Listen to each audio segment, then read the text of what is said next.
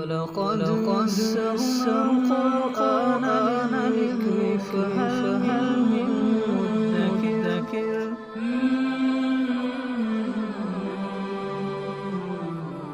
سورۃ المائدہ۔ اعوذ باللہ من الشیطان الرجیم، بسم اللہ الرحمن الرحیم۔ یا ایہا الذین آمنوا اوفوا بالعقود احلت لکم بہیمۃ الانعام الا ما یتلی علیکم غیر محل الصید وانتم حرم ان اللہ یحکم ما یرید۔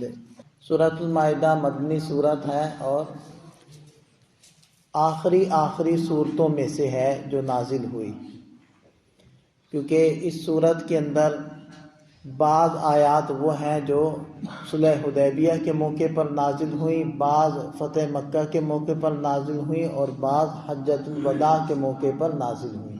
اور اسی طرح اس کے اندر عام طور پر جزئی احکامات کو بیان کیا گیا، جیسے کہ سورۃ النساء کے اندر جس سے پہلی سورت گزری ہے، تو سورت کے اندر بھی جزوی مسائل تھے، ان کے اوپر روشنی ڈالی گئی ہے۔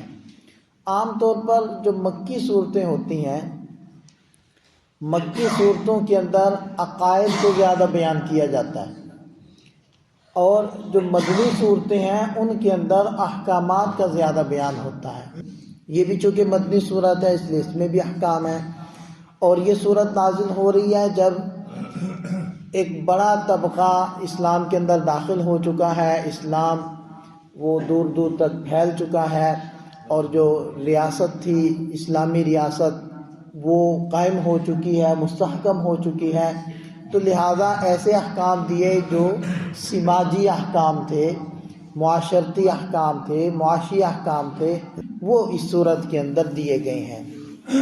تو بہرحال ارشاد فرمائے کہ یا ایھا الذین آمنوا اوفوا بالعقود، اے ایمان والو معاہدوں کو پورا کرو، ایگریمنٹ کو پورا کرو جو بھی تمہارا ہوتا ہے۔ اب یہ جو معاہدہ ہے یہ بندے کا اپنے رب کے ساتھ بھی ہوتا ہے۔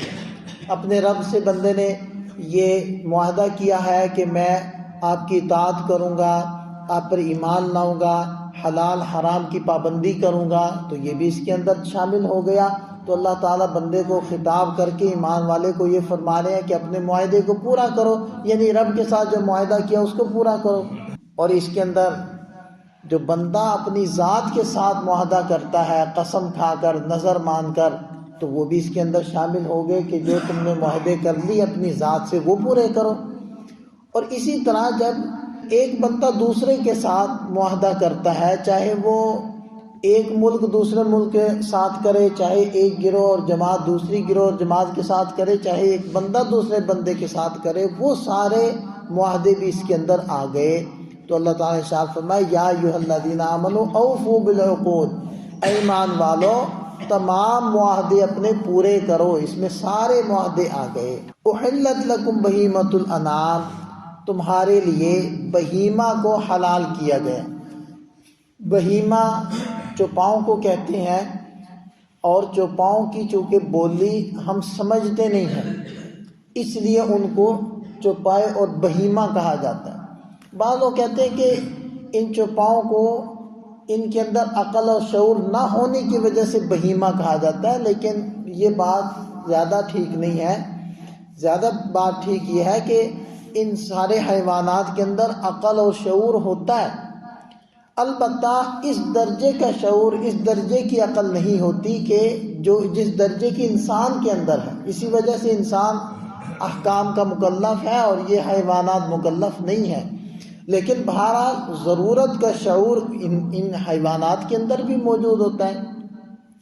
اس لیے ہر کائنات کی چیز، بلکہ بعض وہ چیزیں کہ جن کو ہم جامد سمجھتے ہیں، جمادات سمجھتے ہیں، ان کے اندر بھی عقل اور شعور موجود ہوتا ہے۔ اس لیے قرآن کریم نے فرمایا کہ وَإِن مِّن شَيْءٍ إِلَّا يُسَبِّحُ بِحَمْدِهِ وَلَٰكِن لَّا تَفْقَهُونَ تَسْبِيحَهُمْ، کہ اس کائنات کی ہر چیز اپنے رب کی تسبیح بیان کرتی ہے لیکن تم ان کی تسبیح کو سمجھتے نہیں ہو۔ تو اس سے پتہ چلا کہ پتھر بھی رب کی تسبیح کرتے ہیں، درخت بھی تسبیح کرتے ہیں، جائے کہ یہ چوپائے حیوانات۔ تو بہیمہ ان کو اس لیے کہا جاتا ہے کہ ان کی بولی ہمیں سمجھ نہیں آتی، اور پھر آگے فرمایا الانعام، انعام سے مراد پالتو جانور جیسے اونٹ، بھینس، گائے اور بھیڑ بکری وغیرہ، یہ انعام کے اندر آگے. تو بہیمہ گویا کہ عام لفظ تھا، تمام چوپاؤں کو شامل تھا، اور الانعام یہ خاص ہے جو پالتو حیوانات کو شامل ہے. تو فرمایا کہ تمہارے لیے چوپاؤں میں سے یہ جو پالتو حیوانات ہیں یہ حلال کر دیے گئے.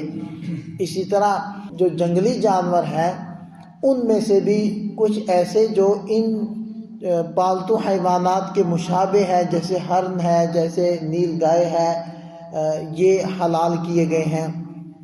بھینسا، جنگلی بھینسا وہ حلال کیا گیا. الا ما یتلی علیکم، البتہ وہ حیوانات جو تمہیں آگے تلاوت کر کے سنائے جاتے ہیں وہ تم پر حلال نہیں ہے. اور آگے اگلی آیات کے اندر جا کر وہ کچھ چیزوں کا تذکرہ آ رہا ہے.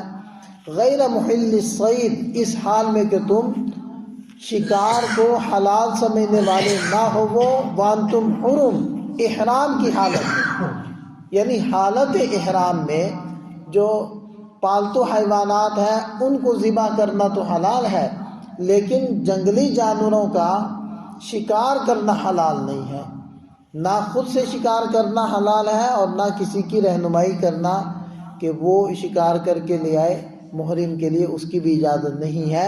ان اللہ یحکم ما یرید، یقیناً اللہ تعالیٰ جو چاہتا ہے حکم دیتا ہے، اور وہ حکیم ذات ہے، اس لیے اس کا کوئی بھی حکم حکمت سے خالی نہیں ہوگا، مبنی پر حکمت ہوگا. اس میں اشارہ ہے کہ جو اللہ تعالیٰ نے احکام دیے ہیں کہ کچھ جانور تمہارے لیے حلال کیے ہیں، کچھ حرام کیے ہیں، اس میں اس کی حکمتیں ہیں. ہر وہ حیوان جس کے کھانے سے انسان کی جسمانی طور پر نقصان کا خدشہ ہے یا روحانی اعتبار سے، اخلاقی اعتبار سے اس کے اخلاق کے اوپر اثرات کا خطرہ ہے، اور اس حیوان کو حرام کیا گیا. اور جو حلال کیا گیا وہ بھی اللہ تعالیٰ کی حکمت ہے. کہ دیکھیں بعض لوگ یہ سمجھتے ہیں کہ کسی حیوان کی جان لینا اپنا پیٹ بھرنے کے لیے یہ کیسے درست ہو سکتا ہے. تو بھئی یہ اسی نے درست قرار دیا ہے جس نے ان سب کو پیدا کیا. اب دیکھیں کہ اللہ تعالیٰ کی حکمت ہے کہ ہر نچلے درجے کی چیز کو اوپر والے درجے کی خوراک بنایا. اب مٹی درختوں کی خوراک ہے، اسی طرح آپ سارے حیوانات میں دیکھ لیں تو اسی طرح یہ جو کچھ حیوانات ہیں یہ اللہ تعالیٰ نے انسان کی خوراک بنائی ہے، اور انسان چونکہ اشرف المخلوقات ہے اس لیے اس کو کسی کی خوراک نہیں بنایا. جب تک زندہ رہے، جب مر گیا پھر تو بن گیا جو بھی اس کا بننا تھا. جب تک زندہ ہے تو اس کو ذبح کر کے کوئی کھاتا نہیں ہے، یہ اشرف المخلوقات ہے. تو اس لیے یہ بات ارشاد فرما رہی ان اللہ یحکم ما یرید، جو اللہ چاہتے ہیں حکم دیتے ہیں، اور اس کا ہر حکم حکمت پر مبنی ہوتا ہے، حکمت سے خالی نہیں ہوتا. اللہ تعالی ہمیں سمجھ عطا فرمائے.